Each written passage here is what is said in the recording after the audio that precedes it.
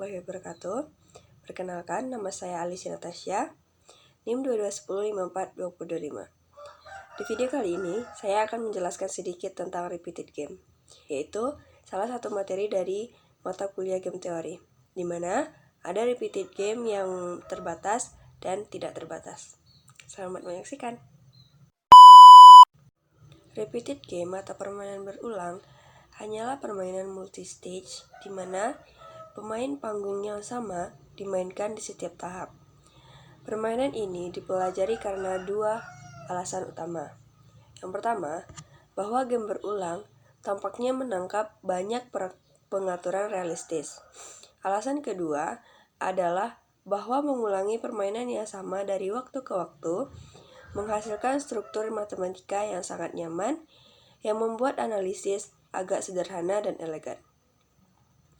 Dengan demikian, para ilmuwan sosial mampu memperbaiki alat analisis ini dan menyediakan berbagai model yang dapat diterapkan untuk memahami fenomena sosial yang berbeda.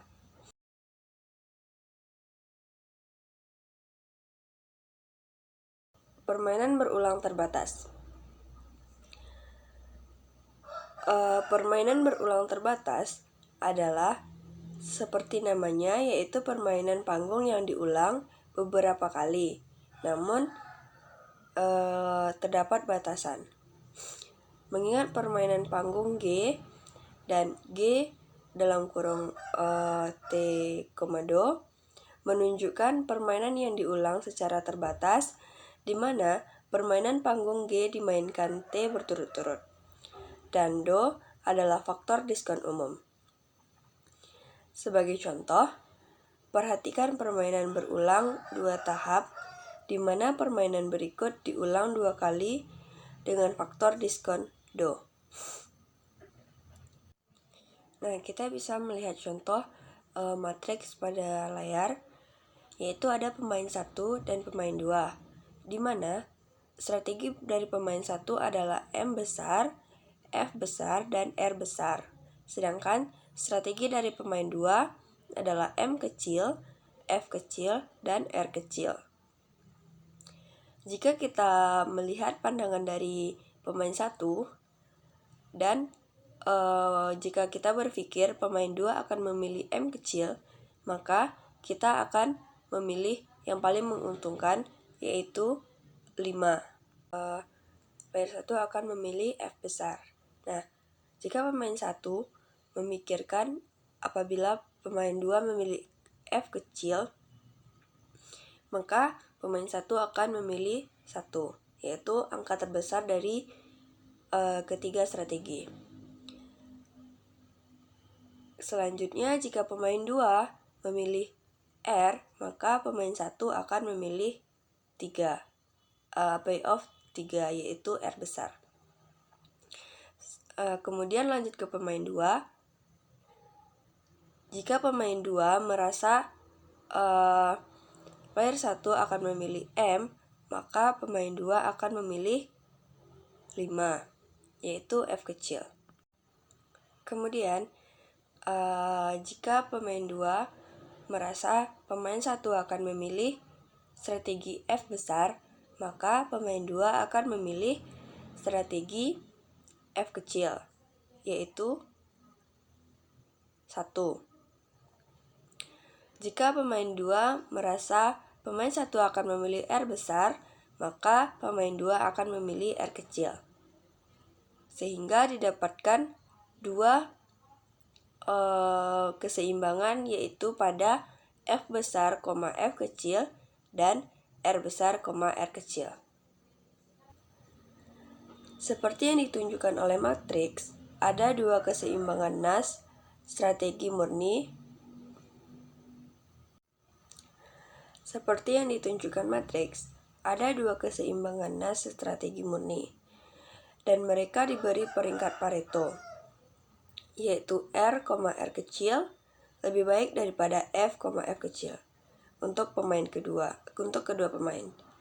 Anda harus dapat meyakinkan diri sendiri bahwa untuk faktor diskon Do besar sama dari 1, 2, strategi berikut merupakan keseimbangan sempurna subgame subgame dari game 2 tahap ini. Pemain pertama, mainkan M di tahap 1. Di tahap 2 bermain R jika M, M. Dimainkan di tahap 1 dan F jika ada selain M, M dimainkan di tahap 1. Pemain 2, mainkan M di tahap 1. Di tahap 2 bermain R jika M, M dimainkan di tahap 1 dan bermain F jika ada kecuali M, M dimainkan di tahap 1. Dalam permainan berulang 2 tahap, jika salah satu pemain menyimpang dari jalur permainan yang diusulkan, yaitu M, M, maka kedua pemain akan mengalami kerugian -2 dalam permainan tahap kedua. Karena para pemain akan beralih dari keseimbangan tahap kedua, yaitu R, R, ke F, F.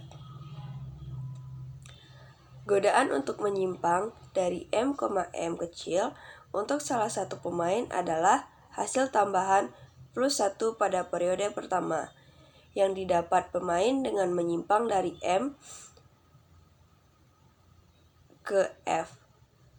Perbedaan antara contoh ini dan game Prisoner Revenge dari bab sebelumnya adalah bahwa dalam contoh ini game yang sama diulang 2 kali. Ini adalah banyaknya keseimbangan dalam mainan panggung yang memberi para pemain pengaruh untuk menggunakan strategi. Strategi tahap kedua bersyarat dari jenis hadiah dan hukuman. Karena permainan yang diulang secara terbatas adalah kasus khusus dari permainan multi-stage, kesimpulannya adalah bahwa kita memerlukan beberapa keseimbangan NAS.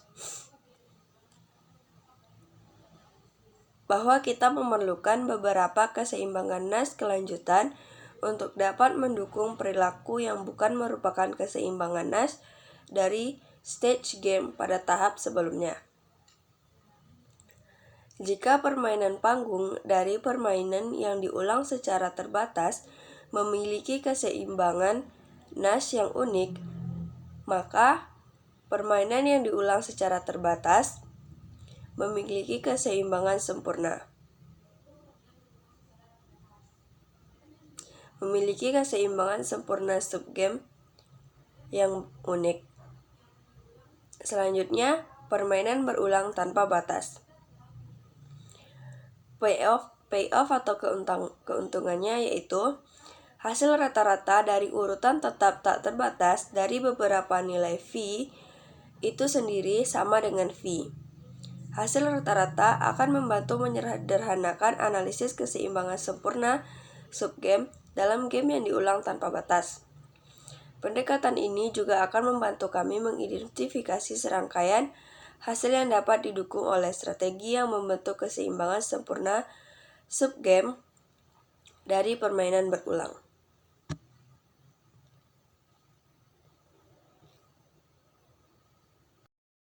Selanjutnya adalah strategi dari repeated game tanpa batas.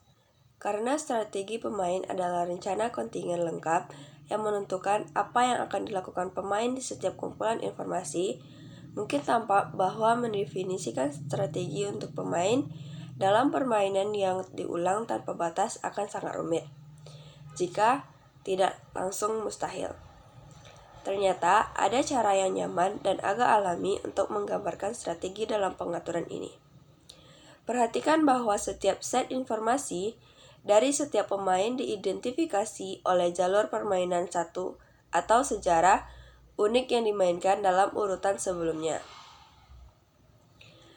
Interpretasi strategi pada dasarnya sama dengan apa yang kami gunakan untuk game multistage, yang ditunjukkan oleh game Prisoner Revenge yang pada bab terakhir. Karena setiap kumpulan informasi diidentifikasi dengan sejarah yang unik, ini adalah definisi lengkap dari strategi yang cukup intuitif untuk dipahami. Nah, kita lihat contoh dari permainan berulang. yaitu ada pemain pertama dan pemain kedua, di mana strategi dari pemain pertama yaitu A dan B, kemudian strategi dari pemain kedua yaitu X, Y, dan Z.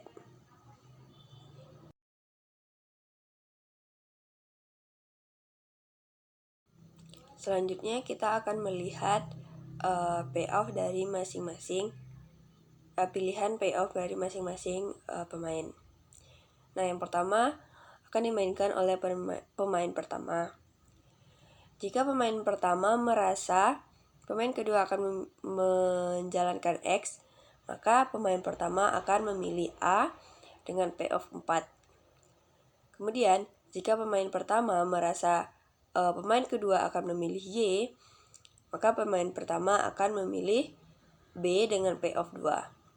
Dan apabila pemain pertama merasa pemain kedua akan memilih Z, maka pemain pertama akan memilih strategi A 1. Selanjutnya kita akan melihat dari sudut pandang pemain 2.